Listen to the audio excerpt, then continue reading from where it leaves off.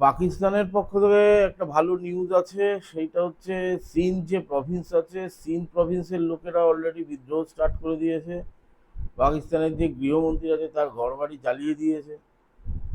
এইবার পাকিস্তানের ওই একদিকে বালুচিস্তান, তার আবার 80% বালুচিস্তানের ওপরে বালুচ সেনার কবজা হয়ে গেছে। পাকিস্তান সেনার কোনো অধিকার সেইখানে নেই, সব তো ভাগিয়ে দিয়েছে ওখান থেকে। একদিকে আছে খাইবার পাখতুনখা, সেইখানকার আবার তেহরিকে তালিবান, তারা তো আবার পাকিস্তান সেনা ফেনার কথাই শোনে না, অত বোম গোলা ছাড়া কোনো কথা বলে না, দামার দাম উড়ায় সব। আর এখন আবার সিন্ধ যোগ হলো। এবার সিন্ধের সম্পর্কে একটু বলে নিই। সিন্ধ হচ্ছে আপনার জাস্ট গুজরাটের জাস্ট লাগোয়াই যে প্রভিন্সটা আছে, এবার ওইটা পুরোপুরি একটা মরুভূমির জায়গা। এবার সিন্ধু নদী যে আছে, সিন্ধু নদীটা বিভিন্ন নদীর সাথে মিশে সিন্ধু হয়। সেইটা সিন্ধে এসে যখন আসে তখন সেটা সিন্ধু নদী হয়।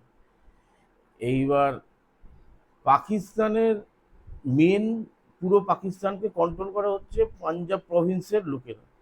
সেইখান থেকেই জেনারেলি মেজর হয়, জেনারেল হয়, বড় বড় পদে সব সেইখান থেকেই হয়।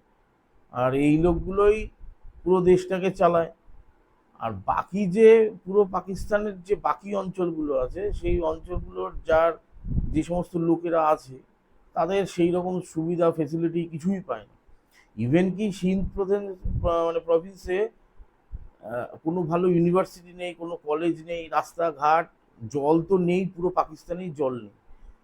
তা এখন সিন্ধ প্রভিন্সের লোকেদের ঝামেলাটা কি নিয়ে শুরু হয়েছে? এই জল নিয়ে আর কি। তা পাকিস্তানের ভারতের এই যে ট্রিটিটা যেটা ক্যান্সেল হয়েছে, সেই ক্যান্সেল হওয়ার পরে পুরো গোটা পাকিস্তানে তো জলের অভাব। এইবার পাকিস্তানের যে অঞ্চলগুলোতে যে জল আসছে, যেই যেই সব নদী দিয়ে যতটুকুই জল আসছে, পাকিস্তান চাচ্ছে সেই নদীগুলো থেকে যতটুকু ওই মানে বাঁচা কুচা জল আছে সেটাকে ডাইভার্ট করে ওই পাঞ্জাব প্রভিন্সের মধ্যে ঢুকাতে। তো পাঞ্জাব প্রভিন্সের মধ্যে ঢোকাবে কেন? কারণ হচ্ছে আমেরিকা পাকিস্তানকে একটা লালিপপ দেখিয়েছে যে সেইখানে প্রায় 4,000 হেক্টর জমিকে যদি তারা কৃষিযোগ্য করে এবং বিভিন্ন ওদের যে উৎপাদন উৎপাদন করে, তাহলে কয়েক আরব ডলার এখান থেকে ধান্দা হবে। তো পাকিস্তান সেই অনুযায়ী একটা খাল কেটে ওই জলটাকে পাঞ্জাব প্রভিন্সের মধ্যে ঢুকানোর চেষ্টা করে। এইবার সিন্ধ প্রদেশের লোকেদের বক্তব্য হচ্ছে যে আমরা নিজেরাই জল পাচ্ছি না, তার উপরে যদি সিন্ধু নদী যদি জল যদি নিয়ে নেয়, তাহলে আমরা জল পাবো কোথা থেকে? এই নিয়ে বিদ্রোহটা স্টার্ট।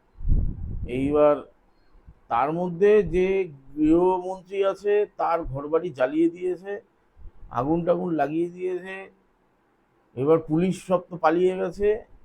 এবার ওইখানকার যে মানে প্যারামিলিটারি আছে, তারা গুলিগালা চালিয়েছে। পাকিস্তানের ওখানে প্রায় 14 জন মতো ইনজিওর্ড হয়েছে। আর তিনটে লোক, তিনটে মানে তিনজন নাগরিক তারা মারা গেছে। তা এই নিয়ে সারা পাকিস্তানে এখন আগুন জ্বলছে। এবার সিন্ধ প্রদেশের ভৌগোলিক অবস্থাটা ব্যাপারটা জানতে হবে। সেটা হচ্ছে সিন্ধ প্রদেশের মধ্যে আছে করাচি বন্দর, আর গোয়াদার পোর্ট আছে, সেটা হচ্ছে বালুচিস্তানে। এইবার গোয়াদার পোর্ট আর সিন্ধ পোর্ট মানে করাচি পোর্টের রাস্তা যদি বন্ধ হয়ে যায়, তাহলে পরে গোটা পাকিস্তানে মানে উপরের দিকে যেখানে পাঞ্জাব প্রভিন্স বা আরও উপরের দিকে যে জায়গাগুলো আছে, সেইখানে total food supply chain through sea যে মালগুলো যাচ্ছে সেগুলো টোটাল বন্ধ হয়ে যাবে। এবার প্রোটেস্টাররা কি করছে? প্রোটেস্টাররা বলছে সব রাস্তার মধ্যে ওই যে রোড আছে, যেই রোড বন্দর থেকে সোজা ওইদিকে পাঞ্জাবের দিকে যাচ্ছে, সব রাস্তার মধ্যে বসে পড়েছে, গোটা রাস্তা আটকে দিয়ে বলছে আমাদের আলাদা স্বাধীন দেশ চাই, আমরা কোনো ফেসিলিটি পাচ্ছি না, আমাদের কোনো ফেসিলিটি দেওয়া হচ্ছে না তোমাদের। আর আমাদের থেকে যত মিনারেলস আছে সব নিয়ে গিয়ে পাঞ্জাবের যারা লোক আছে তারা ইউজ করছে, বিদেশে বেচছে, কোটি কোটি টাকা কামাচ্ছে, তাদের বাড়ি ঘর ফ্যামিলি সব বাইরে বিদেশে সব পুষে আছে সব। আর কিছু কোনো সমস্যা হলেই তো তারা ফ্লাইট ধরে সব বিদেশে পালায়। এইবার তারা বলছে যে আমাদের কোনো কিছুর দরকার নেই, আমাদের ভাই স্বাধীন দেশ দাও। এবং সবচেয়ে মজার ব্যাপার হচ্ছে যে স্লোগানটা উঠেছে সেইটা হয়েছে পেহলে বানা থা বাংলাদেশ, আভি বানেগা সিন্ধু দেশ। সিন্ধকে স্বাধীন করার প্রোটেস্ট এইবারই প্রথম না। 1950, 1970, 71 সালে সিন্ধে প্রোটেস্ট হয় এই একই কারণে, ওই স্বাধীন দেশ করার জন্য। এইবার সিন্ধের ব্যাপারটা হচ্ছে, সিন্ধে প্রথম থেকেই নিজেদের মধ্যে কনফ্লিক্ট ছিল। সেটার কারণ হচ্ছে ভারতবর্ষ থেকে যেই সব মুসলিমরা সিন্ধে গিয়ে বসবাস করেছে তাদের, মানে সিন্ধিরা বলে মুহাজিদ, আর ওইদিকে পাঞ্জাব প্রভিন্সের যে উর্দুভাষী আর এই মুহাজিদ দুইজনে মিলে সিন্ধিদের ওপরে উর্দু ভাষাটাকে চাপানোর জন্য প্রেশার ক্রিয়েট করে। আর এইদিকে সিন্ধিরা তারা চায় তাদের নিজেদের কালচারকে ধরে রাখার জন্য। এই নিয়ে দুজনদের মধ্যে শুরু থেকেই এই কনফ্লিক্ট ছিল একটা। 1950 সালে পাকিস্তানের যে স্টেটগুলো আছে সেই স্টেটগুলোর মধ্যে একটা এগ্রিমেন্ট সাইন হয়। সেই এগ্রিমেন্টে বলা হয় যে কেউ কোনো নদীর ওপরে বাঁধ তৈরি করতে পারবে না। কিন্তু দেশটার নাম তো পাকিস্তান, ওদের তো কোনো না কথা ঠিক আছে, না এ কাগজপত্র তো নাই, কিছু কাগজপত্র মানে না কেউ।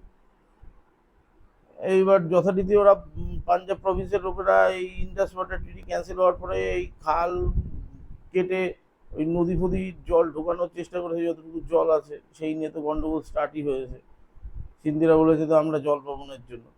এইবার ওইদিকে আফগানিস্তান দেখেছে যে ভারতবর্ষ ইন্ডাস ওয়াটার ট্রিটি ক্যান্সেল করেছে, তা আফগানিস্তানের মধ্যে দিয়ে একটা নদী পাকিস্তান আছে, সেটা হচ্ছে কুনার নদী।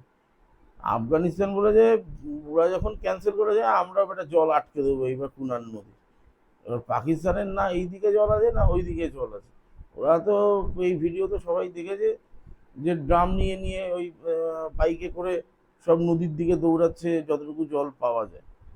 এবার পাকিস্তানের এখন যে সরকারের যে সাপোর্টিভ যে পার্টি বিলাওয়াল ভুট্টো, সে তো ইন্ডাস ওয়াটার ক্যান্সেলের আগে বলেছিল যে মানে পাকিস্তানে যদি জল বন্ধ হয় তাহলে খুন কিনা দিয়া বেহেগি, এরকম ডায়লগ ফাইলগ দিয়েছিল।